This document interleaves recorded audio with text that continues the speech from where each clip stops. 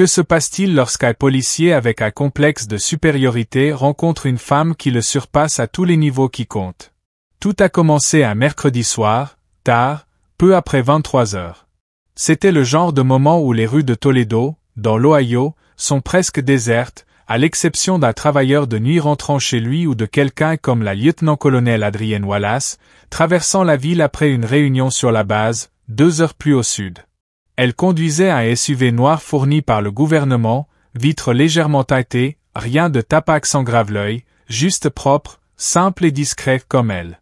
Adrienne roulait depuis un moment, fredonnant doucement au rythme des pneus sur l'asphalte, l'esprit déjà à moitié rentré chez elle. Elle ne roulait pas vite, ne déviait pas, ne faisait rien d'inhabituel. Mais le sergent Daniel Mercer, posté juste à côté de Reynolds Road, vit autre chose.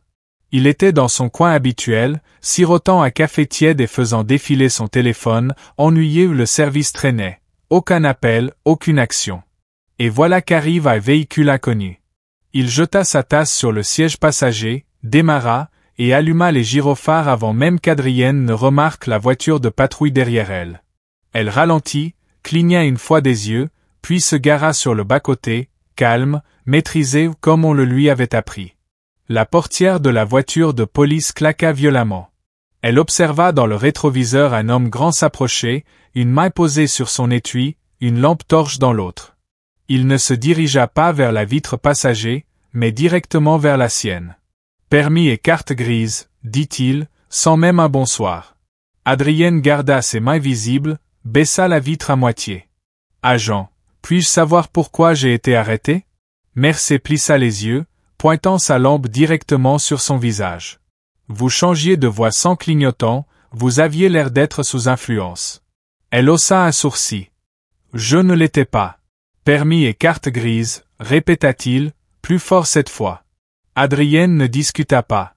Elle bougea lentement, délibérément, ouvrit la boîte à gants et tendit les documents. « C'est un véhicule gouvernemental, je suis employé fédéral. » Mercer jeta un œil à la carte et ne répondit pas immédiatement. « Vous êtes militaire ? » »« Oui. » Il eut un petit rictus. « Ça ne veut pas dire que vous êtes au-dessus des lois. »« Je n'ai jamais dit le contraire. » Son ton changea, devint plus agressif. « Sortez du véhicule. » Adrienne cligna des yeux.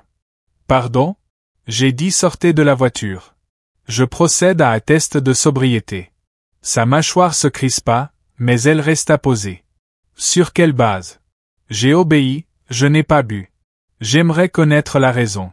Mercer s'approcha encore. « Vous refusez un ordre légal maintenant ? » Adrienne ne bougea pas. « Non, je demande une clarification. » Il n'apprécia pas. Il ouvrit lui-même sa portière. « Je vous demande de sortir immédiatement. » C'est là qu'elle alluma calmement la caméra de son téléphone et appuya sur enregistrer. « Juste pour que ce soit clair, dit-elle, cette interaction est documentée. » Les yeux de Mercer se posèrent sur le téléphone pour la première fois. Une légère hésitation passa sur son visage, mais il ne recula pas. « Sortez du véhicule. » Adrienne obéit. Elle se tenait droite, pas provocante, juste assurée. Elle ne cria pas, ne résista pas, mais sa posture, même en civil, racontait une autre histoire. Mercer la regarda vraiment pour la première fois, et au fond de son esprit, une petite voix murmura « Qui ai-je en face de moi ?» Mais son ego fut plus fort. Il continua, lui fit faire un test sur la ligne blanche, sous les lampadaires, comme si elle était une conductrice ivre un samedi soir. Elle réussit parfaitement. Pas un mot, pas un pas de travers, pas une hésitation.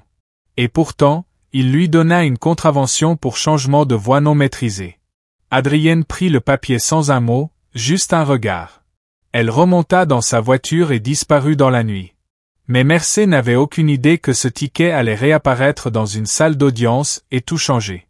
Le sergent Daniel Mercer n'était pas un blot. 15 ans dans la police avaient marqué son visage et encore plus son caractère. Il avait tout vu, des prises d'otages au carambolage. Il s'était forgé une réputation du genre qui rend les nouvelles recrues nerveuses quand il entre dans la pièce. Mais Mercer aimait ça. Il ne posait pas de questions, il donnait des ordres. Pour lui, l'insigne signifiait contrôle, autorité, décision finale. Que ce soit un adolescent insolent ou un conducteur trop curieux, Mercer ne reculait jamais. Il ne s'excusait jamais. Au commissariat de l'Ouest de Toledo, tout le monde savait ce qu'ils avaient. Un flic qui faisait la paperasse, arrivait à l'heure, n'hésitait jamais. Ça voulait aussi dire qu'il savait qu'il pouvait être dur, sec, prompt à l'escalade. Mais personne ne le remettait vraiment en question. Jusqu'à cette nuit-là. De retour au poste, il mentionna à peine l'incident. Il entra le PV dans le système, rédigea un bref rapport, échec de maintien de voie, signe possible d'altération, pas d'arrestation, et plaça sa caméra corporelle sur la station de charge, comme d'habitude. La vidéo resta là 2 jours avant que quelqu'un ne prenne la peine de la regarder. En attendant, Mercer plaisanta à la salle de pause. Une femme a essayé de me la faire à l'envers, dit-il à l'agent Diaz. Elle a sorti son badge du gouvernement comme si ça devait m'impressionner. Diaz haussa un sourcil. Elle était militaire? C'est ce qu'elle dit. Une fédérale avec une grande gueule. Comment elle s'appelait? Mercer s'adossa à sa chaise, ouvrit un paquet de chips. Wallace. Adrienne Wallace. Le visage de Diaz changea. Tu veux dire la lieutenant-colonel Wallace? Mercer s'interrompit. Comment tu sais ça? Elle a donné une conférence à l'Académie l'an dernier, dit Diaz lentement. Ce n'est pas juste une militaire, elle est haut placée. Elle dirige la logistique à Fort Wayne. 2 déploiements. Elle est sérieuse. Mercer ricana, balayant l'info.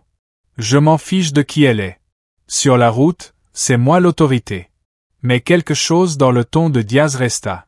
Une touche de prudence. De respect. Cela fissura l'armure habituelle de Mercer. Pourtant, il ne retourna pas voir la vidéo. Il ne pensa même plus au PV. Pour lui, c'était déjà du passé. Mais ce ne l'était pas. Parce que Wallace avait déposé une plainte officielle dès le lendemain matin. Pas seulement auprès des affaires internes. Auprès de l'inspection générale. Et elle n'était pas seule. La vidéo qu'elle avait enregistrée avait déjà été transmise à son équipe juridique. Et une copie circulait discrètement dans la chaîne de commandement militaire. Mercer ne savait rien de tout ça. Et pourtant, il avait repris sa routine.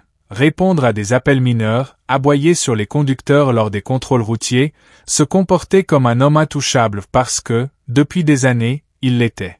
Le système l'avait protégé. Les supérieurs avaient détourné le regard, les représentants syndicaux avaient étouffé les plaintes, et Mercer en était venu à croire que les règles ne s'appliquaient pas à lui comme aux autres. Mais cette fois, en face, il y avait quelqu'un qui n'avait pas peur. Quelqu'un qui ne criait pas, ne se battait pas, ne s'effondrait pas. Elle documentait tout, suivait les procédures, avait passé un seul appel, au bon moment, au bon bureau et elle avait les preuves. Mais Mercer ne l'a pas vu venir.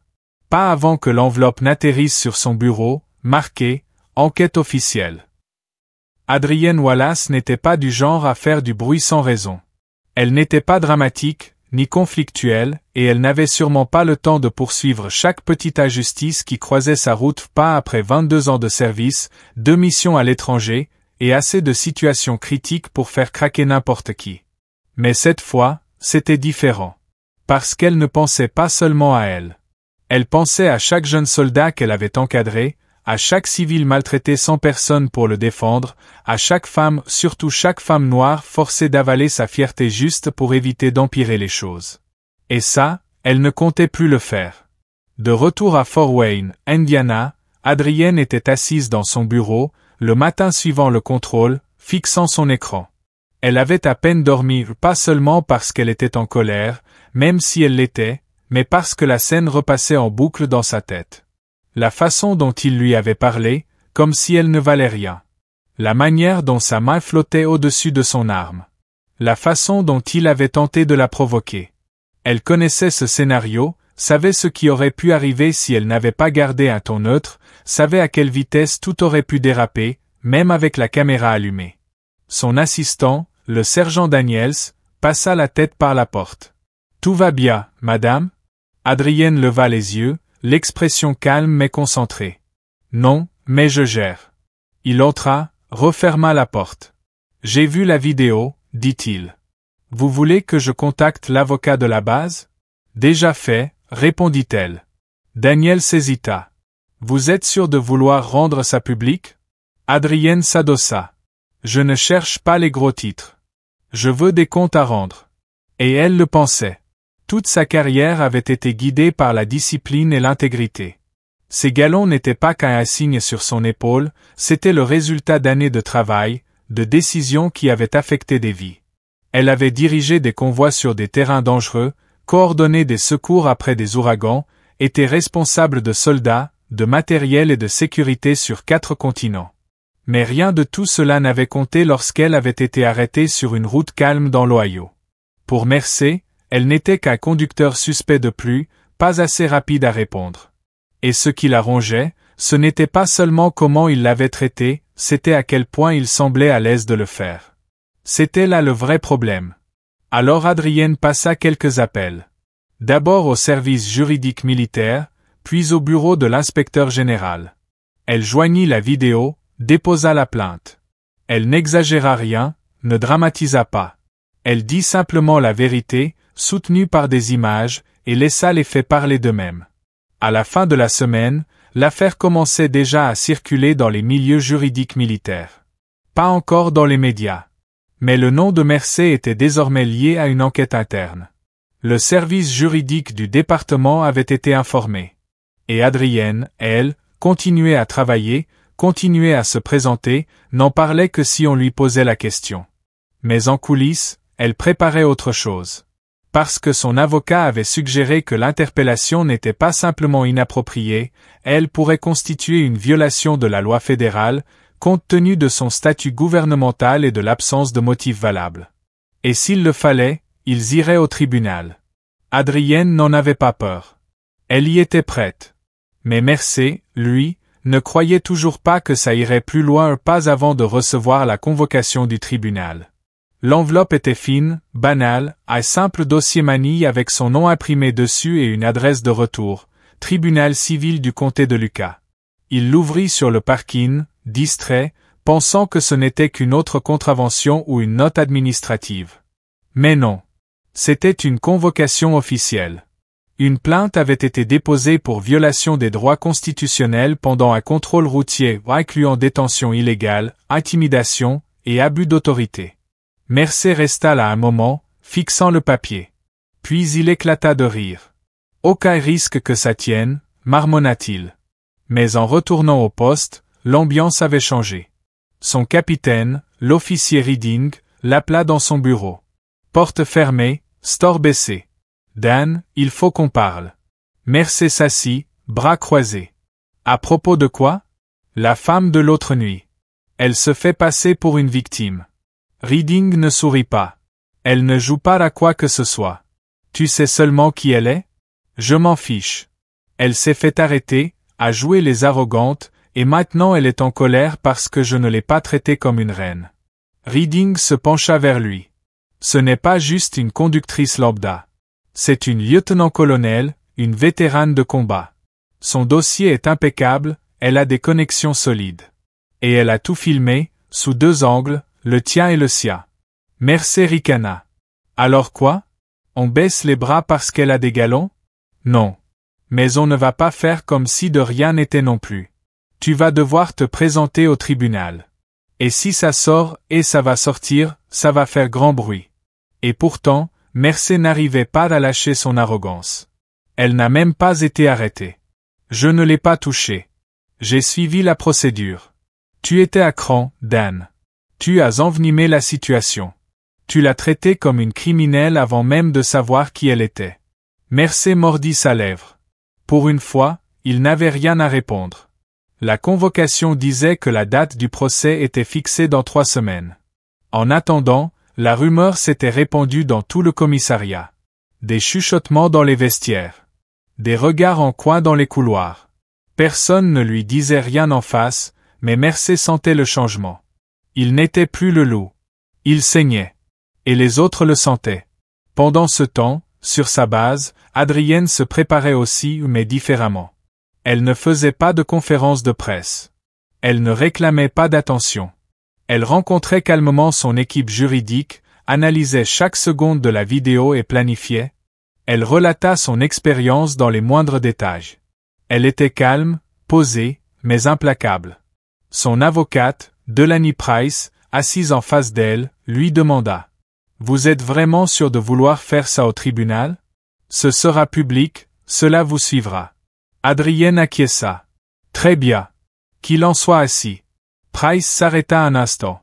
La plupart des gens auraient laissé tomber. « J'ai déjà laissé passer trop de choses, » répondit Adrienne. « Ce n'est pas juste pour moi. » Elle ne cherchait pas un dédommagement. Elle voulait un dossier public, un moment de référence. Quelque chose qui montre que le pouvoir n'excuse pas les comportements et que le silence n'est pas la seule option. Elle ne se défendait pas seulement pour elle-même. Elle se tenait debout pour chaque personne à qui on avait parlé de haut, qu'on avait écarté ou intimidé derrière des gyrophares et un badge. Et lorsque la date du procès arriva enfin, elle n'entra pas discrètement dans la salle d'audience. Elle entra en uniforme de service complet, médaille et insigne bien visibles sur sa poitrine. Elle voulait que le jury la voie non pas seulement comme la femme dans la voiture cette nuit-là, mais comme un être humain qui avait servi son pays, respecté la loi, et qui attendait le même respect en retour. Mercé était déjà assis lorsqu'elle entra. Il tourna la tête, vit l'uniforme, et pour la première fois, son sourire vacilla. Mais le vrai test ne faisait que commencer. Lorsqu'Adrienne prit la barre, la salle entière se pencha légèrement vers l'avant. Elle était pleine non pas encore de journalistes, mais d'officiers, à la fois du poste local et de la base militaire de Fort Wayne. Les collègues d'Adrienne étaient venus en silence, respectueux, en uniforme ou en tenue civile, assis côte à côte avec des civils qui n'avaient aucune idée de ce que cette affaire représentait vraiment. Pour certains, cela semblait être un banal contrôle routier qui avait mal tourné. Mais pour Adrienne, c'était l'aboutissement de quelque chose de bien plus profond, de quelque chose qui mijotait depuis des années. Mercé était à la table de la défense, raide dans son costume, le visage figé mais tendu. Son avocat, Charles Brenet, se pencha vers lui pour lui murmurer quelques mots. Mercé ne cligna même pas des yeux. Il gardait les yeux rivés sur le juge. Puis Adrienne fut appelée. Elle se leva, ajusta son col, et marcha vers la barre des témoins avec la même discipline tranquille qu'elle avait eue en menant des convois dans des zones dangereuses. Elle ne se pressait pas. Elle ne tremblait pas. Tous les regards étaient fixés sur elle. Ses décorations scintillaient dans la lumière. Sa posture imposait le respect non pas à cause de son apparence, mais à cause de qui elle était. Le juge s'éclaircit la gorge. « Colonel Wallace, merci pour votre service. Vous pouvez commencer. » Delaney Price s'avança, sans perdre une seconde. « Lieutenant-colonel, pourriez-vous décrire la nuit du 17 janvier ?» Adrienne parla simplement. « Je revenais d'une réunion avec la garde de l'Indiana, il était environ 23h15. J'ai été arrêté par l'officier Mercé. Il n'y avait aucune conduite erratique, aucun signe d'ivresse. J'ai obéi. J'ai posé des questions raisonnables. Il m'a répondu avec agressivité. Elle gardait une voix calme, sans agressivité, juste la vérité. Il m'a ordonné de sortir du véhicule sans explication. Lorsque j'ai demandé pourquoi, il a répété l'ordre, plus fort. À ce moment-là, j'ai allumé mon téléphone pour enregistrer le reste de l'interpellation. Delaney hocha la tête. Avez-vous refusé un ordre légal? Non. Avez-vous résisté de quelque manière que ce soit? Non. Vous êtes-vous identifié? Oui. Je lui ai dit que j'étais une employée fédérale et que je conduisais un véhicule gouvernemental. La salle d'audience restait silencieuse. Pas de tout, pas de bruissement. Juste sa voix, et le doux grattement des stylos sur le papier. Puis vint la diffusion des vidéos. D'abord celle du téléphone d'Adrienne, stable, claire, accablante. Puis celle de la caméra corporelle. On y voyait tout, le ton de Mercé, sa posture, sa main flottant près de son arme, même quand elle coopérait totalement. Le test de sobriété inutile. Son attitude condescendante lorsqu'elle réussit parfaitement. Le jury ne dit rien. Il n'en avait pas besoin. Le changement dans l'atmosphère était palpable. Puis vint le contre-interrogatoire. Brenet s'approcha de la barre avec ce ton prudent que les avocats adoptent quand ils veulent paraître respectueux mais chercher la faille. « Lieutenant-colonel Wallace, avec tout le respect que je vous dois, est-il possible que l'officier Mercé suivait simplement le protocole ?» Adrienne ne cligna pas des yeux. « Non. Est-il possible qu'il ait été inquiet pour votre sécurité, ou celle des autres? Je roulais dans les lignes. J'étais sobre. Je n'étais pas agressive. Il n'y avait aucun danger. Et pourtant, vous avez enregistré l'interpellation. Pourquoi? Parce que j'ai vécu assez longtemps pour savoir que le silence n'est pas une protection. Je voulais un enregistrement fidèle de ce qui s'était passé. Brené hocha lentement la tête. Donc vous ne pensez pas que les officiers devraient avoir de discrétion lors des contrôles? Adrienne le regarda et répondit calmement. Je crois que la discrétion doit s'accompagner de discipline. Ce badge n'est pas un passe-droit. C'est une responsabilité. Cette phrase fit son effet. Même le juge marqua une pause avant de poser la question suivante. Puis vint le tour de Mercé. Il s'approcha de la barre non pas pour témoigner, mais pour regarder à nouveau les vidéos, cette fois image par image. Chaque pause. Chaque réponse sèche.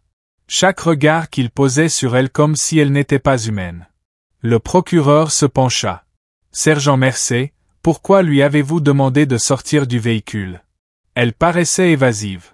A-t-elle désobéi à l'un de vos ordres? Elle m'a interrogé. Est-ce illégal? Mercé hésita. Non. A-t-elle élevé la voix?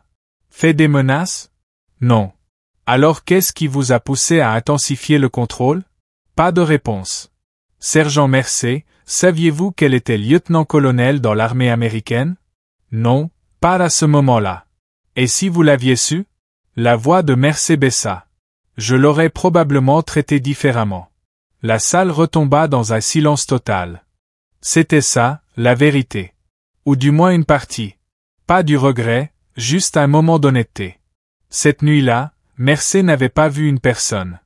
Il avait vu quelqu'un qui ne bougeait pas assez vite, qui ne parlait pas comme il aimait, qui ne se soumettait pas. Et maintenant, assis en face d'elle, voyant clairement son grade, la salle d'audience le voyait aussi. Mais le procès n'était pas terminé. Le jury devait encore décider à quoi ressemble réellement la responsabilité. 3 jours passèrent avant que le verdict ne soit rendu. Le tribunal était plus calme cette fois. Pas d'uniforme militaire, pas d'agent en congé dans le fond, juste Adrienne, son avocate, et quelques civils ayant suivi l'affaire par curiosité. Mercé était assis aux côtés de son avocat, les mains jointes, essayant de garder la même expression impassible qu'il avait portée pendant tout le procès. Mais cette fois, sa mâchoire se crispait légèrement, comme s'il serrait les dents sans même s'en rendre compte. La juge Cynthia Morale consulta les papiers devant elle, regarda la salle et dit « Dans l'affaire Wallace contre Mercé, le jury a statué en faveur de la plaignante. » Mercé bougea, Adrienne resta immobile. Le tribunal reconnaît une violation des droits constitutionnels lors d'un contrôle et d'une détention illégale. De plus, les actions du sergent Mercé ne sont pas conformes à la politique du département ni aux attentes fondamentales de conduite professionnelle. Pas d'applaudissements. Aucun souffle coupé. Juste le poids brut des conséquences.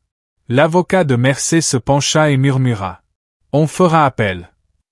Mais même lui ne semblait pas convaincu. La juge poursuivit. Aucune charge criminelle ne sera retenue pour le moment.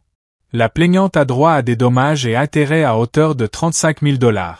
Cette décision figurera au registre public de façon permanente. De plus, cette décision sera transmise au ministère de la Justice et au service de police de Toledo pour révision interne et évaluation des politiques. Adrienne ne sourit pas, ne leva pas le poing, ne célébra pas. Elle hocha simplement la tête. Pas vers la juge, ni vers le jury, mais pour elle-même. Elle avait fait ce qu'elle était venue faire. Après l'audience, Mercé faisait les 100 pages au bas des marches du tribunal. Quelques journalistes étaient arrivés. Pas en masse, mais suffisamment pour qu'il baisse la tête et couvre son visage avec une chemise. Les caméras crépitaient. Il ne dit rien, ne fit aucune déclaration. Il monta dans sa voiture et partit. À l'intérieur, Adrienne s'arrêta dans le couloir, sortit son téléphone et lut la notification. Verdict en votre faveur. Affaire classée. Son avocate la rejoignit. Tu aurais pu demander plus. Adrienne secoua la tête. Ce n'était jamais une question d'argent. Delaney la regarda un instant. Tu crois que ça changera quelque chose? Adrienne regarda vers les portes vitrées. Je ne sais pas. Mais peut-être que la prochaine fois qu'il arrêtera quelqu'un, il y réfléchira à 2 fois. Une semaine plus tard, Mersey fut mis en congé administratif pendant qu'un examen interne était mené. Des rumeurs disaient qu'il pourrait être réaffecté. D'autres pensaient que c'était le début de la fin de sa carrière. Dans tous les cas, le bouclier qu'il avait toujours protégé était fissuré, et tout le monde pouvait le voir. À Fort Wayne, Adrienne reprit ses fonctions comme si de rien n'était. Elle ne cherchait pas à être une héroïne. Elle ne voulait pas d'interview. Elle avait du travail, des gens à former, des missions à gérer, des responsabilités à honorer. Mais au sein de son commandement, le message était clair. On n'a pas toujours besoin d'élever la voix pour exiger le respect. On n'a pas besoin de se briser pour prouver qu'on a été blessé. Parfois, la posture la plus silencieuse est aussi la plus puissante. Mais même avec le verdict en poche, Adrienne savait que le combat n'était pas fini. Parce que la responsabilité ne s'arrête pas à la punition. Elle concerne ce qui vient après. 2 mois plus tard, Adrienne se tenait devant une salle pleine de jeunes recrues à Fort Wayne. La plupart portaient l'uniforme depuis seulement quelques semaines. Visage neuf, esprits ouverts, impatients de servir. Cette fois, elle n'était pas là pour parler de stratégie de combat ni de logistique. Elle était venue parler de leadership, et de ce que cela signifie quand personne ne regarde. Elle balaya la salle du regard et posa une question simple. Combien parmi vous pensent que l'uniforme vous donne automatiquement droit au respect? Quelques mains se levèrent, certaines hésitantes, d'autres sûres d'elles. Elle hocha la tête. Je comprends pourquoi vous le pensez. Mais voici la vérité. Le respect n'est pas quelque chose qu'on vous doit. C'est quelque chose que vous prouvez. Chaque jour. À chaque choix.